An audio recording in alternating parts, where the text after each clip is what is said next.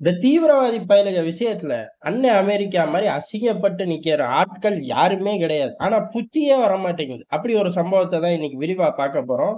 என்ன அப்புட்ன்னா, பெரிய அளவுல IMF லோன் கைக்கு வருது. வேர்ல்ட் பேங்க் லோன் கைக்கு வருது. பக்கத்து நாட்டுல போய் தீவிரவாத சம்பவத்த நடத்துறாய்ங்க. அத கண்டிங்கடான்னா கண்டிக்க மாட்டேங்கிறாய்ங்க. இந்தியா இறங்கி அடிச்சுச்சு. ஏறக்குறைய ராணுவத்தோட பாகிஸ்தான் ராணுவத்தோட 20% பலத்த புடுங்கி எறிஞ்சுட்டோம். இது நம்ம கொடுக்கக்கூடிய பதிலடி. ஆனா, உலகத்தோட நன்மைக்காக தான் நான் எல்லாமே செய்வேன். அடேங்கப்பா! மக்கள் செத்து போறார்கள். இத பார்க்கும்போது என் நெஞ்சே வலிக்குது அப்படின்னு சொல்லி தான் உக்ரைன் யுத்தத்த நிறுத்தப் போறேன்னாரு. காசாக்கும் இதே ஸ்டேட்மெண்ட் தான். ஏன்டா மத்த பகுதியில சாகுறவன்லாம் அப்போ உன் நெஞ்செல்லாம் வலிக்கலையா? அப்படிங்கிற மாரி தான் மத்த பகுதிகள்ல நடக்கக்கூடிய சம்பவங்களுக்கு அமெரிக்காவோ, ட்ரம்போ ரியாக்ட் பண்ண மாட்டார்கள். பகல்காமுக்கு நீ ரியாக்ட் பண்ண வேணாம். தயவு செஞ்சு எட்டி கீழ பாத்துறாத அப்படின்னு சொல்லி தான் நம்ம அடிச்சோம். அடிச்சப்ப அந்த மனுஷன் சும்மாவாச்சும் இருந்திருக்கலாம். அத விட்டுட்டு வந்து டொம்முன்னு குதிச்சு, "நான் தான் நிறுத்தினேன்" அப்டின்னாரு. உண்மை என்ன அப்படிங்கிறது நம்ம எல்லாருக்குமே தெரியும். ஒட்டுமொத்த உலகத்துக்கு தெரியும். டேய் அடி மரண அடி வாங்குறாய்ங்க. விட்டா செத்து டிக்கெட் கிழிச்சு குடுத்துருவாய்ங்க. அம்புட்டு பேருக்குன்னு தெரிஞ்ச அப்பாடு, கால்ல விழுகத்தான் போறாய்ங்க. அது போக அவன் சீனாவ சமாளிக்கவே நீ எல்லாம் தேவையில்ல. நானே பார்த்துக்குவேன் அப்படின்னு சொன்னவன்டா. பாகிஸ்தானுக்காக அமெரிக்காவ கூப்பிட்டுருக்க போறான்னு கூடவே இருக்கிற கைப்புல ஐரோப்பா கூட ஒத்துக்கும். அதனால ட்ரம்ப் சொன்னது எடுபடல. ஆனா ட்ரம்ப் சொன்னதே புடிச்சுக்கிட்டாய்ங்க. அப்ப யாரு அப்டின்னா தீவிரவாதி. லஷ்கர்-இ தொய்பா தீவிரவாதி. அமெரிக்க தடை பட்டியல்ல இருக்கு. அமெரிக்கா அவன் தலைக்கு விலையும் வச்சிருக்கு. இந்தியாவோட தடை பட்டியல்லயும் இருக்கு. இந்தியா அவன் தலைக்கு விலையெல்லாம் வைக்கல. மர்ம நபர்கள் ஏதாச்சும் சந்து பொந்துக்குள்ள வரும்போது போட்டு தள்ளிருவாய்ங்க. மிக விரைவில் அவனுக்கு டிக்கெட் உறுதி. என்ன ஒண்ணு, இவ்வளவு நாள் அந்த டிக்கெட் புக் பாகிஸ்தான்ல உள்ள தீவிரவாதிகளுக்கு குடுக்குறதுக்குன்னே இந்திய உளவுத்துறை டிக்கெட் புக் அடிச்சு வச்சிருக்காமா. அம்புட்டு பேருக இருக்கு. ஆனா அம்புட்டு பயலுகளுக்கு டம்மு டம்மு டம்முன்னு கிழிச்சு தந்துகிட்டு இருக்கக்கூடிய உளவுத்துறை நம்ம உளவுத்துறை. அப்படி இருக்கும்போது, இக்பால் ஹாசிம் இப்ப பண்ண சேட்டைக்கு, மிக விரைவில் அந்த டிக்கெட் புக்ல அந்த டிக்கெட் எத்தனாவது டிக்கெட்டா இருந்தாலும் சரி, ஒரு 10 பேஜ தள்ளிட்டு கூட அந்த டிக்கெட்ட கிழிச்சிட போறாய்ங்க. அதுதான் உறுதி. ஏன்னா பண்ண வேலை அந்த மாரி. இதுல அமெரிக்காவும் அசிங்கப்பட்டு நிக்குது. காரணம் என்ன அப்டின்னா, பங்களாதேஷ்ல கிளச்சு போட்டது யாரு? அண்ணன் அமெரிக்கா தான். ஒரே ஒரு தீவு. அந்த தீவ குடுக்க மாட்டேன்னு ஷேக் ஹசீனா சொல்லவும், ஷேக் ஹசீனாவே பங்களாதேஷ விட்டு விரட்டி அடிச்சுட்டாய்ங்க.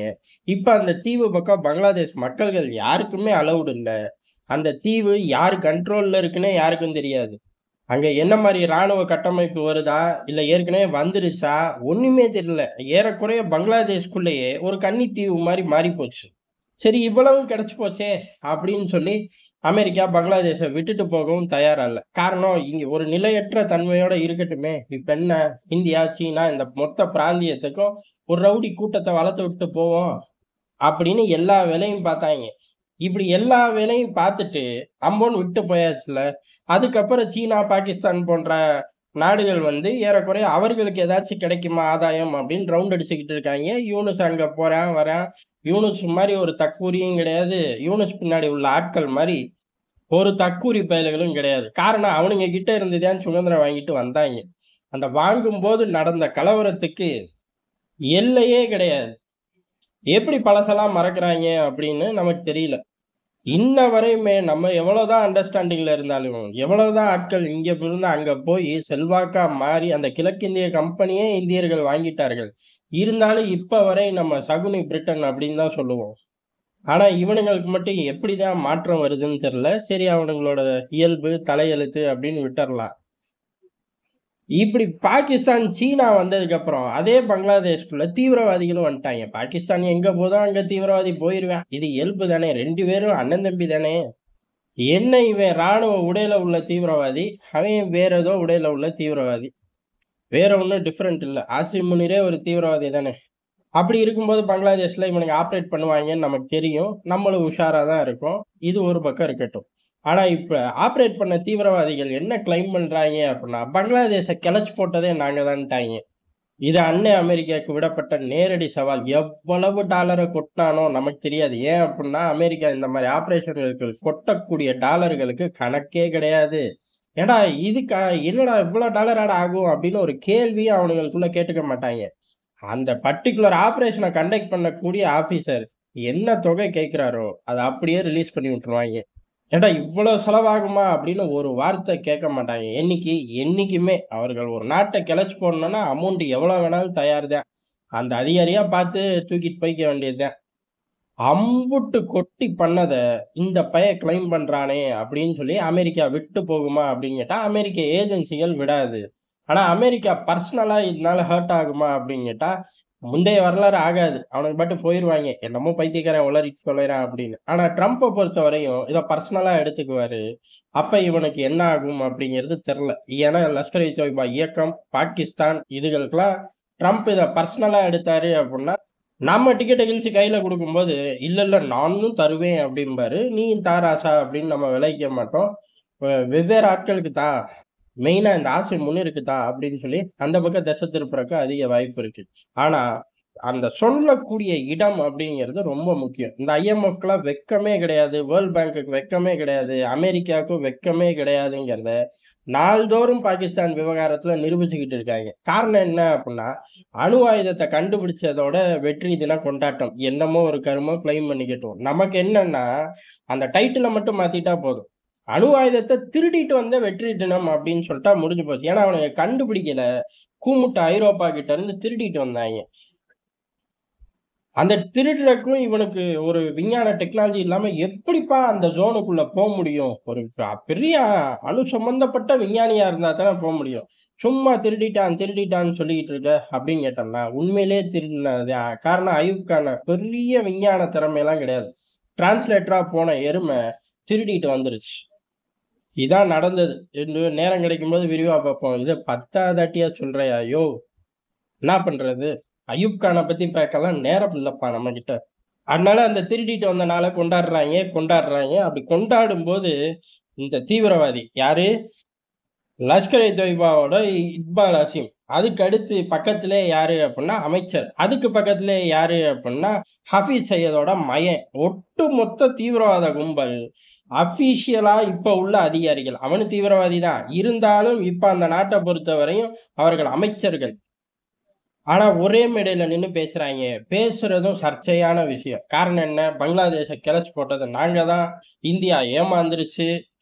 அவனுங்களோட நோக்கம் இந்தியா ஏமாந்துருச்சுன்னு பாகிஸ்தான் மக்கள்ட்ட பதிவு பண்ணணும். ஆனா, அவனுங்களே அறியாம இந்த பக்கம் அமெரிக்காவையும் சீண்டிட்டாய்ங்க. அப்படி சீண்டல அப்படின்னா, நம்ம ஆட்கள் தான் டிரான்ஸ்லேட் பண்ணி வெள்ளை மாளிகை தெரியிற மாரி அத கொண்டு போய் சேர்க்கணும். இதெல்லாம் ஒரு கவர்ன்மெண்ட் பண்ண முடியுமா அப்படின்னு கேட்டா, சத்தியமா கவர்ன்மெண்ட் பண்ணக்கூடாது. பின்னாடி உள்ள ஏஜென்சிகள் இறங்கி பண்ணணும். வெள்ளை மாளிகை அழுகுதோ இல்லையோ, ஒட்டுமொத்த அமெரிக்காவும் அழுகணும், ஃபீல் பண்ணணும். ஐய்யய்ய! நம்மள அசிங்கப்படுத்திட்டான் அப்படின்னு. அப்பதான் அவனுங்க இத ரொம்ப பர்சனலா எடுத்துக்குவாய்ங்க. பாப்போம் என்ன நடக்குதுன்னு. அந்த ஒரு பர்ட்டிகுலர் மேடையில தான் பஹல்காம் தாக்குதலை நியாயப்படுத்தி பேசுறது. அதே மாரி பங்களாதேஷ்ல நடந்த சம்பவத்துக்கும் கிளைம் பண்றது. 2மே திருட்டுத்தனம் தான். ஆனா, அது தெளிவா ஒரு தீவிரவாதி பேசுறான். அந்த தீவிரவாதி இக்பால பொறுத்தவரை அமெரிக்க பட்டியல்லயும் இருக்கான். எது வாண்டட் லிஸ்ட்ல. தீவிரவாத வாண்டட் லிஸ்ட்ல. இந்தியாவோட தீவிரவாத வாண்டட் லிஸ்ட்லயும் இருக்கான். ஆனா, அந்த மேடைகள்ல பாகிஸ்தானோட அரசாங்க சம்பந்தப்பட்ட அமைச்சர்கள் இருக்கிறார்கள். இன்னொரு பக்கம் ஹஃபீஸ் சயீதோட மயன் இருக்கான். ஒட்டுமொத்தமா இந்த கூட்டத்துக்கு ஃபன் பண்ணி என்னடா பண்ண போறீங்கங்கிறது தான் நம்மளோட கேள்வி. ஃபன் பண்றது மூலியமா இந்தியாவோட வளர்ச்சியையும் தடுக்க முடியாது. இந்தியாவையும் டிஸ்டர்ப் பண்ண முடியாது. என்ன இங்க இருந்து ஒரு புல்லட் கூட போகாம இருக்கிற நேரத்துல, சில புல்லட்டுகள நம்ம அனுப்பி தான் ஆகணும். அந்த செலவு மட்டும் தானே ஒழிய, இந்தியாவோட வளர்ச்சிய தடுக்க முடியாது. ஆனா ஒண்ண யோசிச்சு பாரு. அல் கய்தாவ வளர்த்தது மூலியமா, ரஷ்யாவ பின்னோக்கி போடுற கதையெல்லாம் உக்ரைன் கதை மாரி தான் அன்னைக்கும் ஆயிப்போச்சு. காரணம் என்ன? திருப்பி அல் கய்தா செஞ்ச சம்பவம் அமெரிக்காவே கிழிஞ்சு தொங்கிருச்சு. அதுக்கப்புறம் ஆப்கானிஸ்தான்ல திருப்பி சம்பவம் பண்றேன்னு சொல்லி 10 வருஷம் கழிச்சு எவன விரட்டி விட்டாங்களோ, அவன கூட்டிட்டு உட்கார வச்சுட்டு இவனுங்க கிளம்பி போயிட்டாய்ங்க.